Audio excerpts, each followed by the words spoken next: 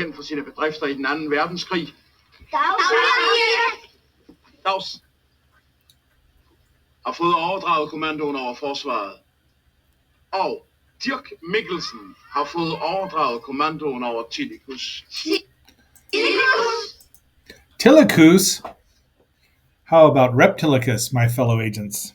Welcome back. It is I, your Agent of Awesome, X7, the host of Xenorama, the podcast of heroes and monsters. And today we are not going to be talking about the movie per se of Reptilicus, but Reptilicus. See, Dirk Peterson's got me all wound up. But we're going to be talking about the actual Blu Ray release that Vinegar Syndrome did.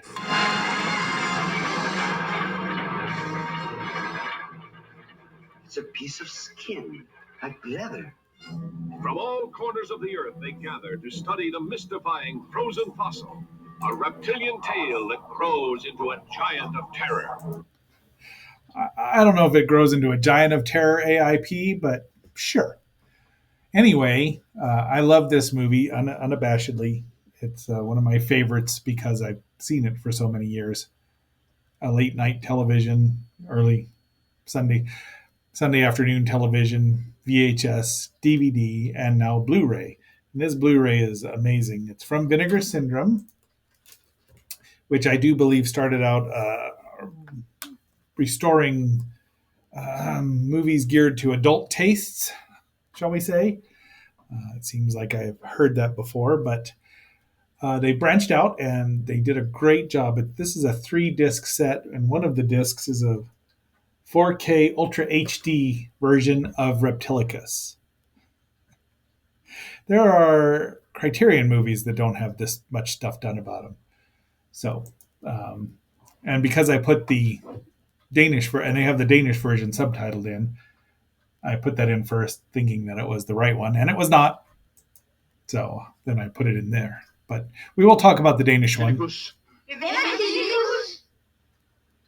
Ved I virkelig ikke, hvem Tillicus er? We will talk about Tillicus a little bit, the Danish version, but mostly we're just going to look at the pictures here of how wonderful this DVD looks, or DVD, this Blu-ray, this disc. I don't have a 4K Blu-ray player, so that'll have to wait for later, maybe someday. It's alive! It's loose! You have been invited here to see for yourselves one of the most amazing events in the annals of scientific history. It's a beautiful restoration. I mean, this movie was made by the whole country almost, which is one of the things. Is it a great monster movie? Not by any means. Is it a fun monster movie? Oh, hell yeah. So, I mean, just there's our who's our hero here? Where is my cast? Let's see. That's Professor Otto Martens as Bjorn Andersen. They were almost all of them Danish speaking, whatever they speak in Daneland, in Denmark, Denmarkish, except for Marla Behrens, who was as Connie Miller in the American version. She was German because the Bodo Miller couldn't speak any English, not even phonetically. But they do a good job, though. I mean, they're not, even though they're mouthing the English words poorly, and that's why they got redubbed. I don't know who redubbed it. Sources are very vague about that. So there's Heckle and Jekyll there, Dr. Martens and Dr. Peter Dalby. Poor Peter Dalby turns into Reptilicus food. But they have a good time. I mean, there's Dirk Passer, who is a legendary comedian over there in singing, and he's the one who's... No. Tillicus er alle tiders fabeldyr. Since it's licensed now, I don't want to use too much of the song, but it's not subtitle, it's not the video. We do have the lovely trailer there.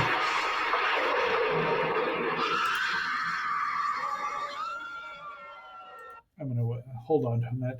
There's a bit where he does actually stick his hand into the electric eel, and it's broad comedy, very broad, but it's a movie for the whole audience. It's for kids, it's for grown-ups.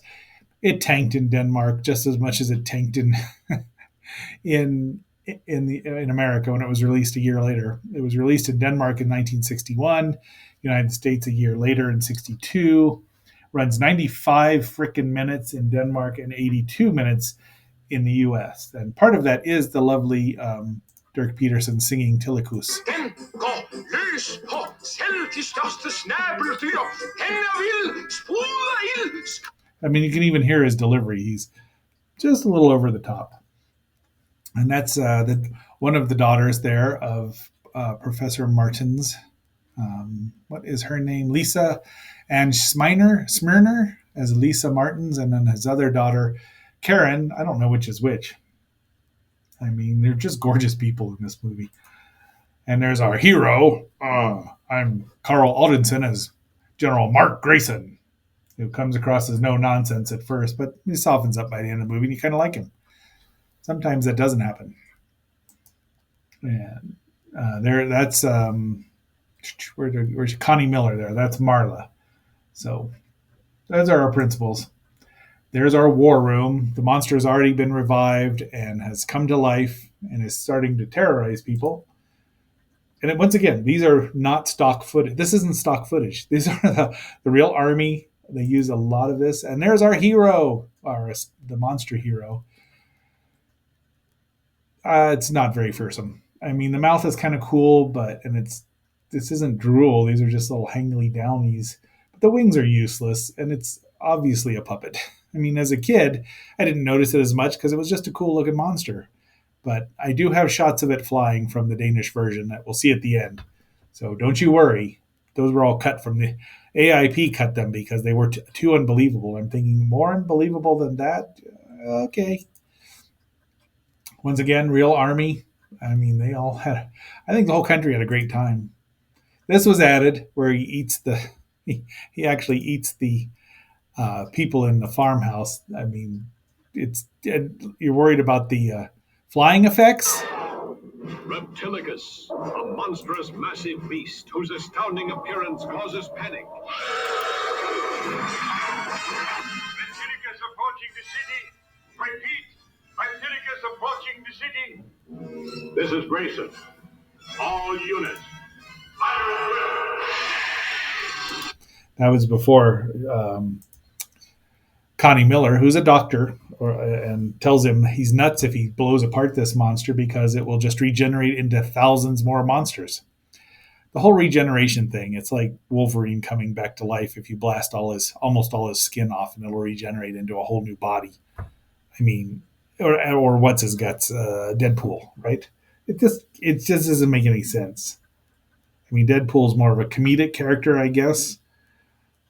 Go figure. I'm not familiar with him, but Wolverine, but no, he can't be hurt. Yeah, he can be hurt. I mean, I saw a Sentinel blast him to turn him into atoms, except for his adamantium skeleton. It seemed to work there. Be that as it may, here they're using a real Danish battleship. They're dropping depth charges on Tillicus, and that wakes him up and blows off a limb. Dun, dun, dun. So I don't know if Dirk's song or Peterson's song mentions that. Who's afraid of Tillicus? That song just cracks me up. And if you watch you can see the video on YouTube, or it used to be on there, subtitled in English. So there's his other daughter, and they're both after old. What's this guy's name? Svend Vertorft. That's Bent Medding. Sorry, Sven. Or Sven, probably would be. And there's a beach of gorgeous people. And guess who's about to show up here? Dun, dun, dun. And all of this, I tried to get him shooting slime. They call it acid slime. There it is. An annihilating mastodon, immune to all known weapons of warfare. creating chaos such as mankind has never before known. So Melchior, Ed Melchior, who produced the movie over there in Denmark, in as talking up the movie, said that the Danes had now surpassed Japan as in miniature making. They have not. They didn't. I mean, that's a producer, director, whatever you want to call him, um, just hyping things up. The Danish version is directed by Paul Bang, or Bong, maybe. Either way, it's hilarious. It's a great name. Sidney W. Pink directed it. It was written by Melchior.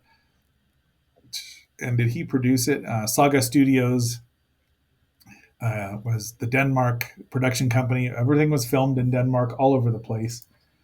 And the thing they're missing here, I've noticed, poor Sven is listening to Reptilicus, but they don't have a little Tillicus model. I mean, where is it? They have them all in Japan right away. I'd buy one. And these are actual wrecked, probably from the war that they hadn't rebuilt, maybe. Kip Dotto's book about the Reptilicus, the screenplay, he's the one who I first saw this stuff with. And he had a lot of it he had a lot of information about it. It was the first time anyone had ever done that. Back in 91, 92, maybe. I kind of wish I'd had the money to buy that, because that'd be a good resource. All these crowds, people just loving to be in the movie.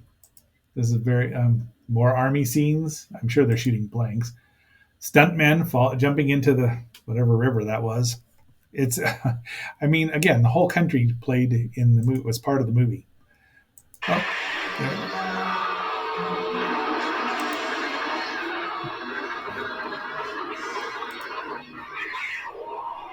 acid slime, they call it. You'll see it in the trailer if I remember to attach it today. Grayson takes action. So I just really like this shot, though. There's the bridge, the little miniatures. Now, that's a good miniature. It's just not Toho level miniature. They look great, but when he starts destroying things, you can tell that they did not know what Toho was doing. I mean, by 1960, 61, when Mothra was being made, and the use of slow motion filming quickly to slow things down to give it heft, nah. Sorry, I love you, Tillicus, but you're not Mothra. På sin ryg, den har en masse store skæl. Kommer den, så skriger alle folk farvel. So you can tell. I mean, this thing, when it falls over, bounces off the puppet's head. I believe it's a marionette, though sometimes it looks like it's got an arm in there, but like a sock puppet, really. But it's just, they tried really hard, and they accomplished such a thing is worthy of enjoyment. There's another shot of real damage, and that's the end of the trailer. So, and now that we're, I don't even know how long we're into this, but please like, share, subscribe, leave a comment, press that bell to get notified of the new content every day, as the kids say. All right, I'm going to get on here. So once again, nope, no little Reptilicus, but they've got him penned in. And they're still wanting to blow him up. I mean, after being told not to, and it's kind of I don't know what happened there. Another nice shot, or, the monster is coming toward these idiots who fired before they were supposed to, before seeing the whites of his eyes, or something like that. The two women are mixing up a potent, it's not a poison, it's a dart to knock Reptilicus unconscious. Why didn't they just poison him and kill him? Try to anyway. But the whole thing was that they knock him out so they can just kill him, stop him from breathing. Or something. Something has to kill this thing, right? It regenerated from a tail, but fortunately, the movie, it doesn't show them taking him apart or slicing him up or throwing him into I would assume throwing him into a volcano might work. Put him in a spaceship and send him to outer space. And so really, Wolverine is the copycat of Reptilicus. But send him to outer space, send him into the sun. That'll burn him up. Nothing survives that. So here he is crawling along. And yeah, I mean, it's not a Toho miniature. Sorry, I hate harping about it, but I just was like, that's ballsy to say that. But real Jeeps, I mean, they got to use, that's right there in the middle of Denmark, wherever, I don't know, Copenhagen, right? Yeah. So they did a great job making it at least look like everything. And this guy, he gets distracted by an ambulance or some Reptilicus. They call him he the whole time. Gets distracted by an ambulance, and this guy sacrifices himself and scoosh. This is in the trailer. I mean, that leaves the opening where I missed. Just you don't see the torpedo, the bazooka shell hitting him in the mouth, and more real life footage and fire. This was obviously from a fire that happened, and Reptilicus is collapsed, and Grayson says at the end, "We're thankful there's no more of him, no more like him left." Dun dun dun. Grayson's wrong. So there are more. Well, there sort of were.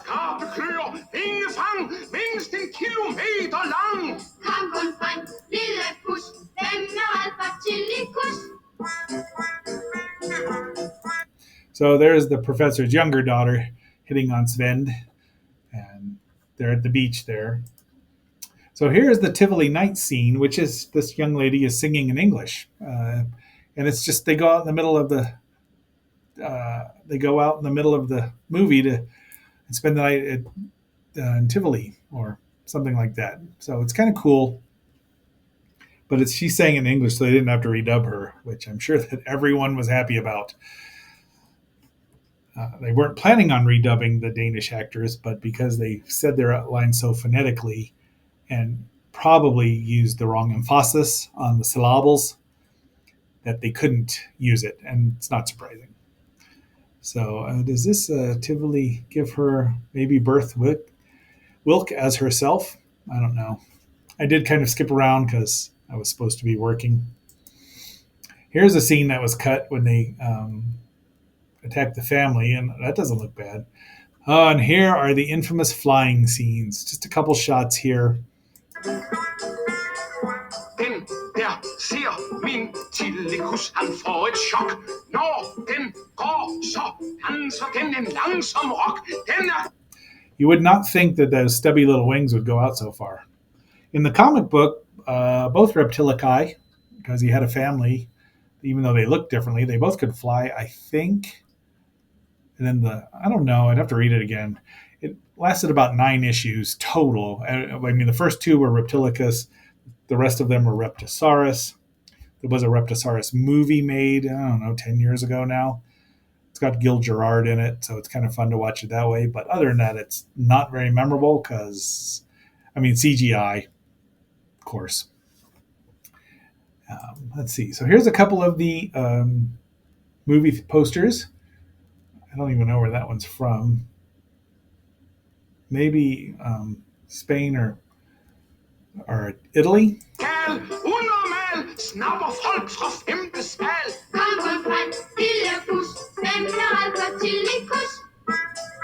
So look, Gilligan was over there. The minnow really got lost before it went out the South Seas or the Pacific. Doesn't that look like Gilligan? So this is the Danish poster. And here's the 4K. Now, it's not cheap. I mean, so be prepared to spend upwards of $40+, but if you love Reptilicus, it's worth it. I'm really glad I didn't buy the Blu Ray of Reptilicus and Tentacles, because as much as I love Octopi, I'm not watching that movie again. So we are almost done here. See? I told you we were done. Tillicus kan flyve hurtigt som en jet. Se nu der, den bremser pludselig med et spjæt. All right, my fellow agents, remember, you can defeat a monster that can regenerate itself by drugging it. I mean, you could have caused it to quit breathing. I would assume that would stop it from dying, right? They find it down in the ground, frozen in the tundra of Denmark. I did want to get a picture of the Little Mermaid that they pass by, just because it's just cool. I mean, it's a beautiful country. I'd love to go there and visit, because I'd go around to see where Tillicus went around slithering all over the place and sliming it. The slime was added in the US version. That's not in the Danish one. So they add this gooey slime, which is kind of gross, and it looks even grosser in high definition. But so there you go. That is our episode for the day.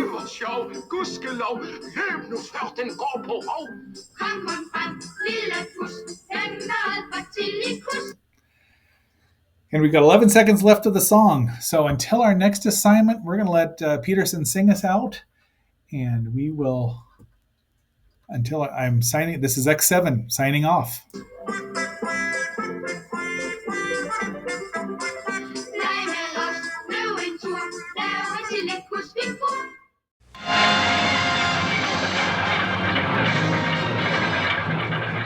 It's a piece of skin, like leather.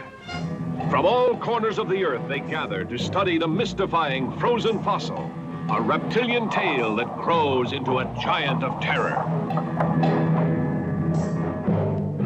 It's alive! It's loose! You have been invited here to see for yourselves one of the most amazing events in the annals of scientific history.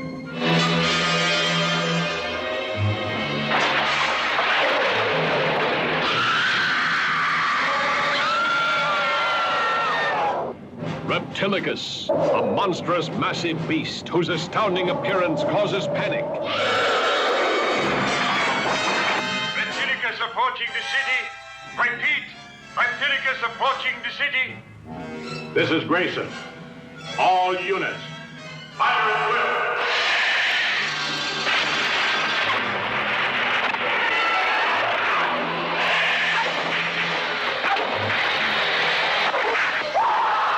Reptilicus, an annihilating mastodon, immune to all known weapons of warfare, creating chaos such as mankind has never before known.